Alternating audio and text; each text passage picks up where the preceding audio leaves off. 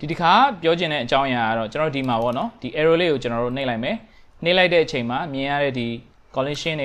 ေနော်ဒီအောက်က gravity တွေနော်ဒီဘက်ကဒီ gizmo တွေကဘာလဲပေါ့နော်ဒီ pivot တွေကဘာတွေလဲကျွန်တော်ပြောပြပေးမယ်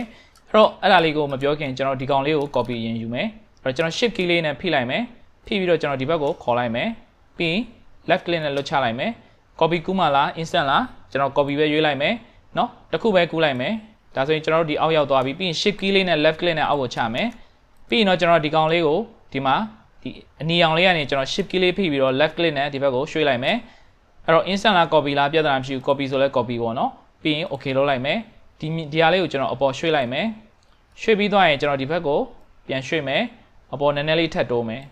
နော်အဲ့တော့ကျွန်တော်တို့ကအဲ့ဒါလေးကိုကျွန်တော်တို့ကနှစ်ခုကူးလိုက်မယ်အဲ့တော့ဒီဘက်ကနေ shift key လေးဖိမယ်ဒီဘက်ကိုထပ်ကူးမယ်နော်ပြီးရင် okay copy ဆိုပြီးလုပ်လိုက်မယ်ပြီးရင် okay ဆိုပြီးလုပ်လိုက်မယ်ဟုတ်ပြီအဲ့တော့ကျွန်တော်တို့ကဒီဟာလေးတွေကဘာပြောတာလဲဆိုတော့ကျွန်တော်ရှင်းပြမယ်အဲ့တော့ဒီဟာလေးကိုကျွန်တော်အရင်ဆုံး selection ကောက်လိုက်မယ်ပြီးရင်ကျွန်တော်ကဒီ collision ဆိုတာလေးကို on လိုက်မယ်နော် collision ဆိုတာလေးကို on ပြီးသွားရင်ဘာလုပ်မလဲဆိုတော့ဒီကောင်လေး gravity ဆိုတာလေးကိုနှိပ်ကြည့်မယ်ဒါဆိုသူက collision ဖြစ်သွားတဲ့အတွက်တစ်ခုနဲ့တစ်ခုထိတယ်ခံဟို touch ဖြစ်သွားတာပေါ့ touch ဆိုတဲ့ feeling လေးဖြစ်သွားမယ်ပြီးရင်သူကဒီကနေထိလိုက်တာနဲ့ပြန်ပြီး bounce လုပ်သွားတဲ့ပုံစံမျိုးပေါ့နော်တနေရာကိုရွေ့သွားတာမျိုးအဲ့တော့ဒီကောင်ကိုလည်းကျွန်တော်စမ်းကြည့်လို့ရတယ်အဲ့တော့ဒီကောင်ကိုကျွန်တော် escape ပြန်နေမယ်နော်ဒါဆိုရင်လွတ်ချလိုက်တာနဲ့သူကဖြစ်သွားတာပေါ့နော်အဲ့တော့ဒါကတော့ collision နဲ့ကျွန်တော်တို့ဒီဟိုနော်ဒီ gravity နဲ့ဘယ်လိုတွဲသုံးလို့ရတယ်အထူးသဖြင့်တော့ဒါကဒီ perfect မဟုတ်တဲ့ scene တွေမှာတခုခုပေါ့နော်ပြန်ကျဲနေတာမျိုးပြချင်တာမျိုးဆိုရင်ဒီ two state နဲ့ကျွန်တော်တို့ကဒီလိုမျိုးပြန်ကျဲအောင်လုပ်လိုက်တာမျိုးပေါ့နော်အဲ့တော့ escape ပြန်နေလိုက်မယ်နော်အဲ့တော့ on နားလို့ရတော့မရ on နားရင်သုံးလို့မရဘူးအဲ့တော့ဒီကောင်ကိုပြန်ပြီးတော့မတင်လိုက်မယ်နော်ဒီလိုပြန်ရွှေ့ကြည့်လိုက်မယ်မတင်လိုက်မယ်ပြီးရင် collect ကို on မယ်ပြီးရင်ကျွန်တော်ဒါလေးနှိပ်လိုက်မယ်နော်ဒါဆိုဒါမျိုးလိမ့်သွားတာအဲ့တော့ဒါလေးကတော့တိတ်အထွေထူးတော့ဘာမှမဟုတ်ဘူးသုံးကျင်တယ်ဆိုသုံးလို့ရအောင်ပြောပြထားတာဖြစ်ပါတယ်ဒီနှစ်ခုကတော့အရေးကြီးပါတယ်ဒီနှစ်ခုကဘာလဲဆိုတော့ကျွန်တော်ပြောပြမယ်အဲ့တော့ကျွန်တော်တို့ကဒီ box လေးကိုကျွန်တော်ပြန်နှိပ်လိုက်မယ်နော်အဲ့တော့ကျွန်တော် tab key လေးနဲ့ scale နဲ့ကြည့်လိုက်မယ်နော်အလဲကနေကိုင်းလိုက်မယ်ဒါဆိုရင်ကျွန်တော်ဒီ box လေးကဒီလောက် size ဖြစ်သွားပြီနော်နည်းနည်းလေးထပ်ကြည့်လိုက်မယ်နော်ဟုတ်ပြီအဲ့တော့ကျွန်တော်တို့ကဒီ box ကိုကျွန်တော်တို့ကထားပါတော့ဒီအပြင်ကနေခေါ်လာတဲ့ object နော်အဲ့တော့ဒီနေရာမှာကျွန်တော်ဒီ translate ဆိုတာလေးရွေးထားမယ်အဲ့တော့သူ့ရဲ့ base point ကလောလောဆယ် standard ဖြစ်နေတယ်နော်ပြဿနာမရှိဘူးအဲ့တော့ကျွန်တော်တို့ကဒီကောင်ကိုဒီ down ကိုကတ်ချင်တယ်သူ့ရဲ့ base point ကိုဒီ down ကတ်ချင်တယ်ဆိုရင်ကျွန်တော်တို့ဒီမှာ pivot လေးကိုနှိပ်လိုက်ရုံပဲ pivot ကိုနှိပ်ပြီးရင်ကျွန်တော်တို့ကဒီမှာလိုသလိုရွှေ့လို့ရတယ်နော်ဒါကတော့ကျွန်တော်ဒီ surface ကိုကိုင်တာ horizontally ရွှေ့ခြင်းလို့ပေါ့နော်အဲ့တော့ horizontally ရွှေ့ခြင်းလည်းရတယ်အပေါ်တိုးခြင်းလည်းရတယ်နော် horizontal အဲ့တော့ shift key နှိပ်ပြီးတော့ horizontal ပြန်ချလဲရတယ်အဲ့တော့ကျွန်တော်ဒီ down လေးကသူ့ရဲ့ gizmo ပေါ့နော်သူ့ရဲ့ point လေးကိုကျွန်တော်ဒီမှာထားလို့ရတယ်ဒါဆိုရင်ကျွန်တော်ဒါလေးပြန်နှိပ်လိုက်ရင်အဲ့တော့ဒီ object ကို select မှတ်လိုက်ရင်သူ့ရဲ့ base point ကဒီနားရောက်သွားတယ်ဒါကဘာအတွက်ကောင်းလဲဆိုရင်ကျွန်တော်တို့အပြင်ကနေ import ထည့်လာတဲ့ object တွေမှာနော် base point တွေမမှန်ဘူးဆိုရင်ဒီနည်းလေးနဲ့ကျွန်တော်ပြင်လို့ရတယ်ကိုယ်စိတ်ကြိုက်နေအောင်ရွှေ့မယ်ပြန်ပိတ်မယ်နော်ဒီနည်းနဲ့ကျွန်တော် object တွေရဲ့ base point ကိုလိုလိုပြင်လို့ရတယ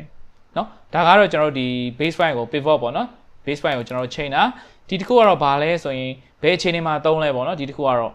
ုကကျတော့ဒီ local နဲ့ wall exit နော် exit မြင်နေရတဲ့ကောင်ကိုကျွန်တော် exit ဝင်ရိုးကိုကျွန်တော်တို့ချိန်တာ local နဲ့ wall နဲ့ချိန်တာအဲ့တော့ကျွန်တော်တို့က project တစ်ခုလုံးအတွက်ကသူက wall ဖြစ်နေတာပေါ့နော် wall service ဖြစ်နေတယ်အဲ့တော့ကျွန်တော်တို့ကအဲ့ဒါကိုကျွန်တော်တို့က local နဲ့ပြောင်းမယ်ဒါကတော့ wall ဖြစ်နေတာပေါ့နော်အဲ့တော့ကျွန်တော်တို့ကဒီကောင်ကို local နဲ့ပြောင်းမယ်အဲ့တော့ local နဲ့မပြောင်းခင်မှာဒီကောင်ကိုကျွန်တော်က tab key လေးနဲ့ကျွန်တော် rotation လှည့်လိုက်မယ်နော်ပြီး scale လေးနဲ့ထပ်ကြီးလိုက်မယ်အဲ့တော့ဒီကောင်လေးက sound နေတာပေါ့နော်အဲ့တော့ sound နေတဲ့အချိန်တွေမှာကျွန်တော်ဒီ object ကို select မှတ်ကြည့်မယ်နော်အဲ့တော့ဒီ translate tool ကိုကင်ထားမယ် select မှတ်လိုက်တဲ့အချိန်မှာဘယ်လိုဖြစ်နေလို့ဆိုတော့ object ကသူ့ရဲ့ဒီ exit ကအတက်အတိုင်းပဲမြင်နေရတယ်အဲ့တော့ကျွန်တော်တို့ကတခုခုလှည့်တာတို့ဘာလို့မှဆိုရင်နော်တိတ်အဆင်မပြေတော့ဘူးနော်အဲ့တော့ day တွေဖြစ်နေတယ်နော် day တွေဖြစ်နေတဲ့အတွက်အဆင်မပြေဘူးဆိုတော့ကျွန်တော်တို့ကအဲ့ဒါကိုကျွန်တော်တို့ကဒီ local ဆိုပြီးပြောင်းကြည့်မယ် local လို့ပြောင်းလိုက်ရင်တော့ဘာဖြစ်သွားလဲဆိုဒီဇက်ဝင်ရိုးကအခုစောင်းနေတဲ့အနေထားတိုင်းဖြစ်သွားတယ်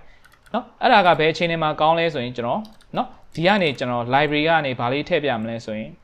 library အောက်မှာကျွန်တော်ဒီ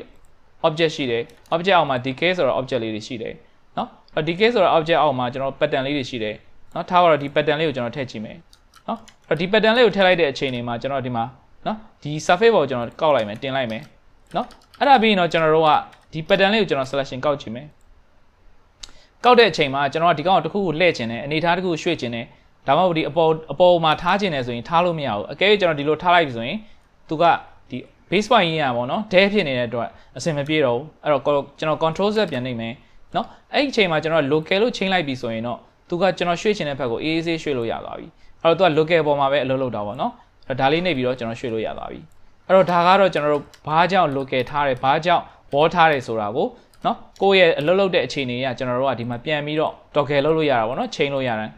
swap လုပ်လို့ရတယ်ပေါ့နော် switch လုပ်လို့ရတယ်အဲ့တော့ဒါလေးကတော့ toggle နဲ့ wall နဲ့ဘာကွာလဲဆိုတော့ရှင်းပြပေးထားတာဖြစ်ပါတယ်အဲ့တော့ဒီနေရာမှာကျွန်တော်တို့ကဒီ icon လေးပြောက်နေတယ်ပေါ့နော်အဲ့ဒါကဘာလဲဆိုကျွန်တော် keyboard မှာ G ဆိုတာလေးကိုကျွန်တော်တို့ကနှိပ်လိုက်မယ်ဆိုရင်သူကဒီ game mode ဖြစ်သွားတာ game mode ဆိုတာတော့ဒီထဲမှာမြင်နေရတဲ့ function တွေပေါ့နော်အဲ့ icon လေးတွေပျောက်သွားတာနော်အဓိကတော့ဒီရှင်းရှင်းလင်းလင်းမြင်ချင်တယ်ဆိုရင် G လေးကိုနှိပ်လိုက်ရင်အဲ့ဒီ game mode လေးဖြစ်သွားတာပေါ့နော်အဲ့တော့ G လေးကိုပြန်နှိပ်မယ်ဆိုရင်တော့သူ့ရဲ့ icon လေးပြန်ပြီးတော့ selection ကောက်လို့ရမယ်နော်အဲ့တော့ G လေးကိုပိတ်လိုက်တယ်ဆိုရင်တော့နှိပ်လိုက်တယ်ဆိုရင်တော့ game mode မှာကျွန်တော်တို့ဘာမှမြင်ရမှာမဟုတ်ဘူးအကုန်လုံးကရှင်းနေတယ်နော်အဲ့တော့ဒါကတော့ကျွန်တော် object တွေအများကြီးထည့်လာပြီဆိုရင်မျက်စိရှုပ်တာတွေပါနော်ဖြစ်တယ်ဆိုရင်ကျွန်တော်အဲ့ G လေးနဲ့ပဲ on off လုပ်လို့ရတယ်